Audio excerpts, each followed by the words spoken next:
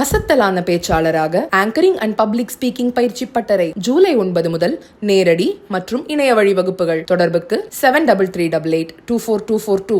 தமிழ்நாட்டின் மகத்தான மூத்த தலைவராக இருக்கிற டாக்டர் ராமதாஸ் ஐயா அவர்களை சந்திப்பதற்காக தமிழக மக்கள் ஜனநாயக கட்சியின் சார்பாக அதன் தலைவர் என்கிற முறையிலே நான் வந்திருக்கிறேன். டாக்டர் ராமதாஸ் ஐயா அவர்கள் ஒரு காலத்தின் தேவை.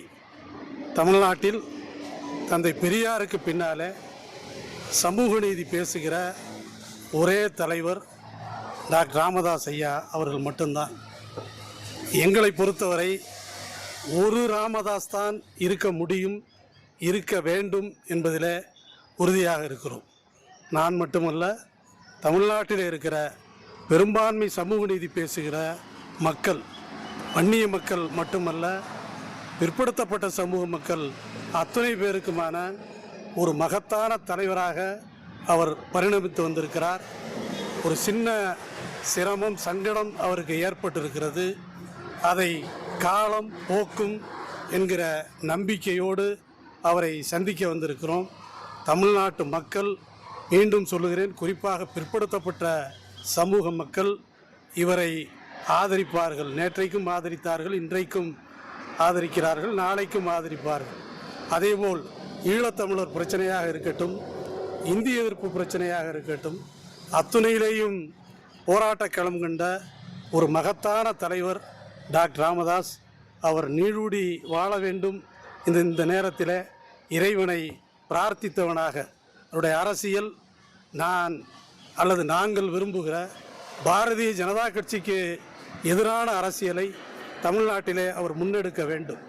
ஏனென்றால் இந்திய அளவில் இன்றைக்கு பாரதிய ஜனதா கட்சிக்கு எதிராக இருக்கிற காங்கிரஸ் போன்ற பேர் இயக்கங்கள் வலுவிழந்திருக்கிற அல்லது வலு இல்லாமல் இருக்கிற இந்த சூழலில் இந்திய அளவில் இந்த பிற்படுத்தப்பட்ட மக்களுக்கான ஒரு தலைமை என்பது இன்றைக்கு வெற்றிடமாக இருக்கிறது. அந்த வெற்றிடத்தை டாக்டர் ராமதாஸ் ஐயா அவர்கள் பூர்த்தி செய்ய வேண்டும்.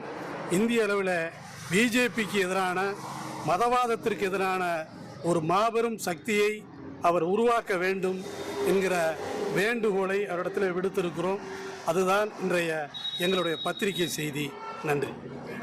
இப்போ நிலவுகிற சூழ்நிலையில் நீங்கள் சொல்கிறத பார்த்தா பிஜேபி இல்லாத ஒரு கூட்டணியை தான் ராமதாஸ் ஐயா தேர்ந்தெடுக்க போகிறாரு அப்படின்றது யூகங்களாக இருக்கலாம். இல்லை, நிச்சயமாக எங்களை போன்றவர்கள் அதை விரும்புகிறோம். ஏனென்றால் ராமதாஸ் ஐயாவை தவிர இந்த வேலையை செய்வதற்கு தமிழ்நாட்டிலே யாரும் கிடையாது. ஏன்னா இந்த துணிச்சல் மிக்க தலைவரை நாங்கள் எல்லாம் பல்லாண்டு காலம் அருகிலே இருந்து பார்த்தவர்கள். எனவே இந்த துணிச்சல் தமிழ்நாட்டில் எந்த அரசியல் தலைவருக்கும் இல்லை. இருந்தவர்கள் எல்லாம் காலமாகிவிட்டார்கள். கலைஞரை போன்றவர்கள், இன்னும் எம்ஜிஆரை போன்றவர்கள், ஜெயலலிதாவை போன்றவர்கள் எல்லாம் அவர்கள் இப்பொழுது இல்லை. இப்பொழுது மீதம் இருக்கிற துணிச்சல் மிக்க ஒரே தலைவர் டாக்டர் ராமதாஸ் ஐயா அவர்கள் மட்டும்தான். எனவே அவர் இந்த வேலையை செய்ய வேண்டும். பிஜேபிக்கு எதிரான போர்க்குரலை தமிழ்நாட்டில் தொடங்க வேண்டும். பெரியார் தொடங்கி வைத்த அந்த சித்தாந்தத்தை டாக்டர் ராமதாஸ் ஐயா தொடர்ந்து வழிநடத்த வேண்டும் என்று நாங்கள் விரும்புகிறோம். எனக்கு தெரிந்து பெட்ரோமாக்ஸ் லைட்டை தூக்கி கொண்டு, இப்போ இருக்கிற ரீசார்ஜபிள் லைட்லாம் கிடையாது, அறிக்கை லைட்டு இல்லை பெட்ரோமாக்ஸ் லைட்டு, அதை தூக்கி கொண்டு கிராமமாக போனவர் டாக்டர் ராமதாஸ் ஐயா. அவருடைய உழைப்பை அவர் குடும்பத்தாரை தாண்டி எங்களை போன்றவர்கள் தான் புரிந்து வைத்திருக்கிறோம்.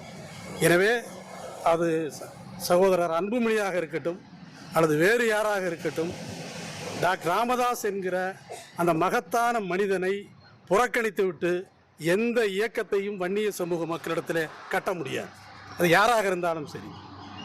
எனவே சகோதரர் அன்புமணி அவர்கள் தன்னுடைய பிடிவாதத்தை விட்டுவிட்டு மதிப்பிற்குரிய ஐயா ராமதாஸ் அவர்களுடைய தலைமையை ஏற்று அவர் வழி நடக்க வேண்டும் என்று எங்களை போன்றவர்கள் விரும்புகிறோம். கட்சியிலிருந்து வெளியேறி இருக்கீங்க, ஒரு புதிய கட்சியை தொடங்கி இங்கே வழி நடத்திருக்கீங்க. திடீர்னு சந்திக்கிறதுக்கு என்ன காரணம்? இல்லை, அதாவது ஒரு மகத்தான தலைவர், வயது முதிர்ந்த தலைவர், பெரியாருக்கு பிந்திய சமூக நீதி பேசுகிற தலைவர், அவருக்கு ஒரு சின்ன சங்கடம், சஞ்சலம் வருகிற போது எங்களை போன்றவர்கள், அவரோடு இருந்தவர்கள் ஓடோடி அவருக்கு ஆதரவு தெரிவிப்பது என்பது ஒரு அவசியமான தேவை. நான் ஒரு சின்ன உதாரணம் சொல்கிறேன். பெரியாரை விமர்சிக்காத அண்ணா இல்லை, அண்ணாவை விமர்சிக்காத பெரியார் இல்லை.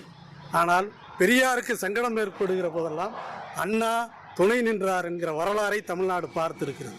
அதுபோல் டாக்டர் ஐயா அவரோடு துணை நின்ற எல்லோரும் இந்த நேரத்தில் பெரியாருக்கு அண்ணா துணை நின்றது போல வந்து துணை நிற்க வேண்டும்.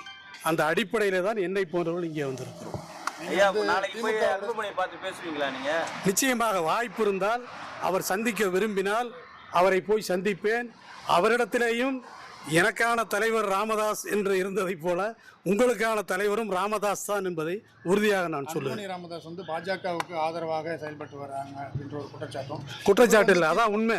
அப்போ 2 பேரும் தனித்தனி கூட்டணிக்கு இருக்காங்க இல்லை. இப்போ அதை திமுக கூட்டணியில் இருக்காங்கன்னு நம்ம உறுதியாக சொல்ல முடியாது.